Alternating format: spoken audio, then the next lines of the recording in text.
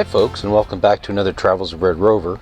This week we are in the Theodore Roosevelt National Park, but we're in the North Unit, which is actually on the Little Missouri River. We hope you enjoy this video as we set out to do some landscape photography in this beautiful park. Here in the Theodore Roosevelt National Park, the North Unit, the Little Missouri River runs through the park. And where the river runs, the cottonwood trees grow. Each time the river changes its course, it sets up a new set of habitat suitable for the cottonwoods to grow. So I thought the cottonwood trees here by the campground were particularly interesting. They have lots of arching trunks and very good foliage, so I thought I'd come down and see if I could capture a picture that reminds me of this place. Don't know if you can see, but the bugs really like to swarm around the camera. I don't know, particularly on the back, not so much on the front, but it's really hard to set up and compose a picture when you're getting swarmed by these guys. I took one picture looking this way, and it wasn't, heavily composed. A lot of thought going into it because it's just too buggy here. I'm going to give up. And I did one looking down this road with the trees arching over it. So we'll see how those work out once we get them on the computer.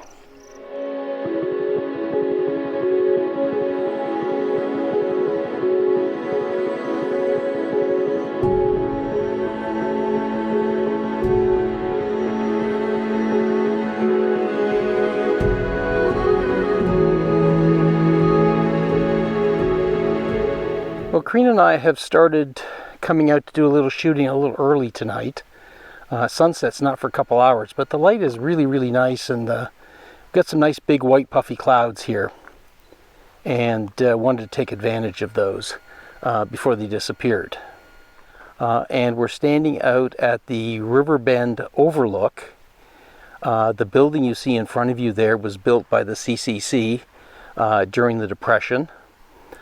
In fact, this was built before this was a national park, which I think is really interesting that the Corps were out here building structures so early in the process that they recognized the beauty of this area.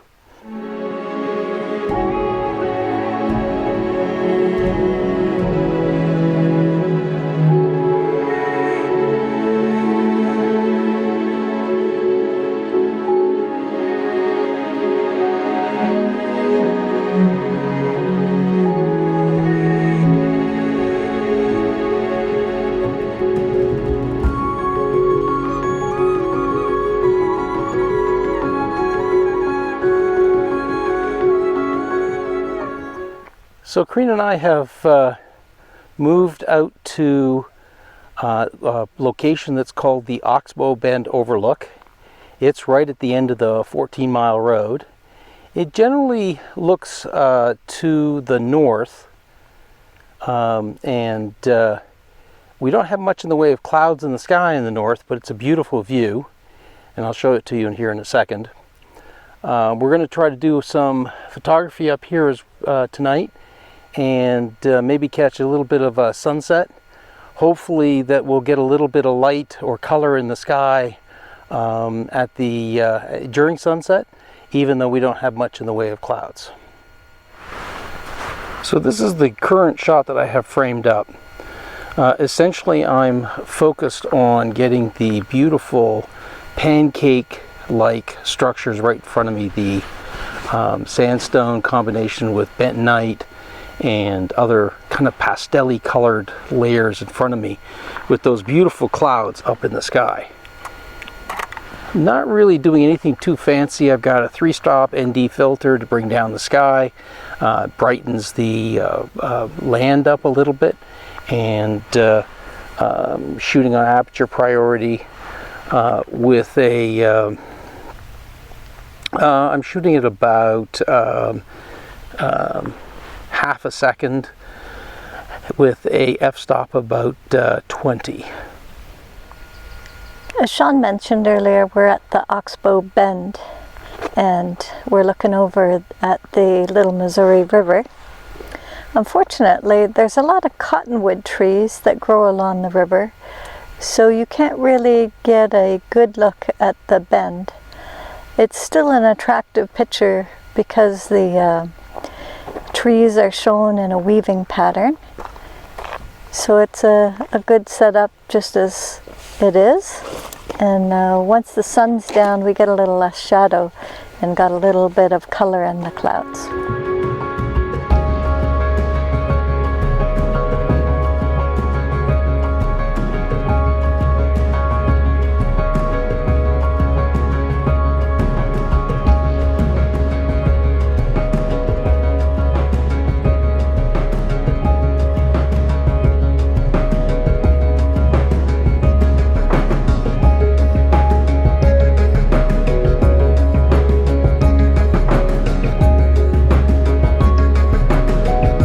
Up our evening photography. The sun has gone down behind a big cloud layer, so we pretty much got all the light we're going to get in the direction we want to get it. We're getting eaten alive by mosquitoes. There weren't a lot of clouds tonight, so it went from totally overcast this afternoon to almost no clouds this evening. Right. So what did you think of your shots? Because I know you went over and photographed over in the grasslands, so what did you think of those shots? I think they're pretty interesting. I got a little bit of the weaving road and the clouds that were on the horizon in the northwest, so that might turn out okay. Great. I stayed over here. I tried a lot of shots going more to the, let's see, I think it's northeast, and may have got some nice shots there because the pancake layers were still pretty bright, even though it was starting, it was a little after sunset, and there was a nice little pink band in the sky. So hopefully that'll come out nicely. It's been an interesting park to try. It has. It's our first time here, so learning the terrain, and that's always fun when you come to a new spot. And it's not really crowded. We've talked with several people at the viewpoints, but we haven't seen a lot of other photographers out here, so we feel like we're kind of breaking into some rarely seen material. Yeah, that's a lot of fun. That was indeed a lot of fun. Anyway, that's it for tonight. We're going to wrap up and we're going to pack it in. We'll see you tomorrow. Well, Shawn and I are out for another evening of photography at the Theodore Roosevelt National Park in the North Unit. And we're really having to work at it tonight because we have some big clouds that are covering up the sun from time to time and making a patchwork of light on our images that are over to the southeast. We're trying to do a landscape that includes some cottonwood trees in the front and a bit of a field and some big tall mounds like the Badland style rocky mounds. And it's either lighting up the foreground and not the mounds, or lighting the mounds and our foreground is dark, or it lights up what's to the left of us and not where we're aiming. So we're juggling our cameras around and swapping around filters, trying to balance out the brightness of the sky versus the foreground. So it's been really tricky. And we're still about an hour and a half to sunset. But for us, it will probably be a shorter evening because we have high hills to the northwest where the sun's going to set. And our scenery will probably be in shadow quite early. Here's a look at our scenery. Some nice rocky mounds to the south with various color striations. In the foreground are a grove of cottonwood trees that are hard to see for the shadows. And we have some huge clouds that look like they could grow into some heads later on. So it's really hard to get the lighting just right for our scenery here. We are dealing with the North Dakota version of the Scottish Midges. Oh my God, they're bad tonight. We are lathered in insecticide, which is actually keeping the mosquitoes at bay, which started to attack. But if the breeze drops even for a minute or two, we get absolutely swarmed by bugs. Not only do we get swarmed, but our camera gets swarmed to the point where they're crawling all over the fronts of the screens and make it virtually impossible to take a photograph. So hopefully the breeze will pick up here a little bit and keep those midges down, or whatever the heck they are. Don't know what they are, but boy, they are annoying as all get out. So I'm shooting a large panorama right now using my 70-200 lens, and I'm photographing essentially the big cloud in the middle there. You can see my shadow standing there in front of this big building cloud. It's absolutely gorgeous. In fact, the cloud is really the most interesting thing of the photograph, and I'm really just anchoring it with the ground, with the trees and the pastel layered landscape underneath it. So again, a beautiful picture. When the sun goes down, if this should linger, this should be an absolutely gorgeous shot. We'll just have to wait and see if it does linger, and because they've been moving around and they've been growing quite substantially in the last 20 minutes. So, and there's another one that's over here now that's really started to grow in height. Absolutely gorgeous clouds. Hopefully we'll be here in a few minutes to see them get lit up by the setting sun. So we're still waiting for sunset. It's not too long from now, but another 15 or 20 minutes, and we still have some beautiful light over on the hills over there, which we've been taking advantage of. This is really when the sight is, or when the image in the photograph is really interesting and really strong with the afternoon light. As the sun is setting, the shadow is starting to form on the trees over there, which has started to take away a little bit of the layering, which makes the photograph so interesting. So sunset is finally here, and we've lost actually almost all the clouds. They've completely evaporated, as often happens to us. And we've just got these one or two left, and they're turning a really interesting pink color.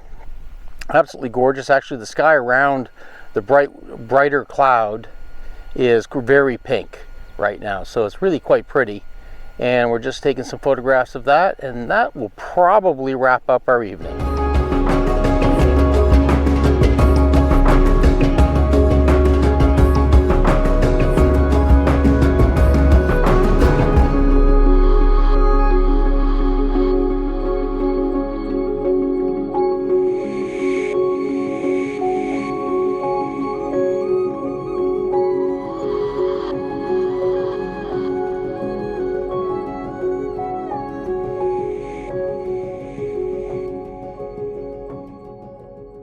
Well, as you can see, it's the next morning. Corinne and I ended up fleeing the bugs just after sunset, and we're pretty tired on our drive back. So we thought we'd give a little summary of last night this morning and give you our thoughts on the park in general. So first thought is bring insecticide or bugs repellent.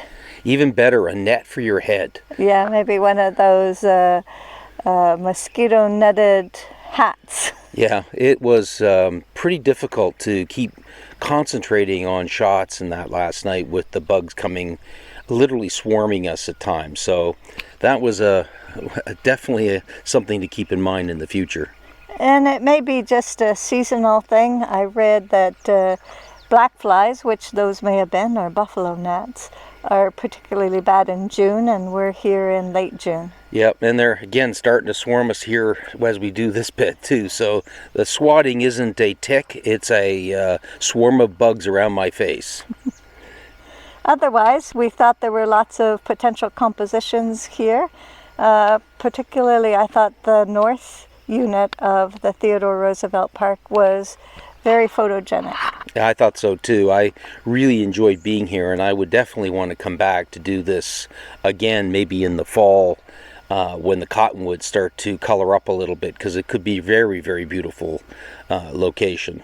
I also thought that relative to the southern unit, if I was going to shoot wildlife, although there's lots of wildlife here in the north unit, I'd probably go to the south unit because they're just so much more accessible there. A little harder to get at here in the north unit. We sure hope you enjoyed this video, and if you did, please give us a thumbs up. And if you'd like to see more of our videos, we hope you'll consider subscribing. And as always, if you want to know when we release a video, it's down there on the bottom there, that little bell button. Please go ahead and give that a whack. And we would love to hear from you if you have questions or comments, so just go ahead and put them in the comment section below, and we'll do our best to respond as soon as possible. And until next week, bye for now. Bye for now.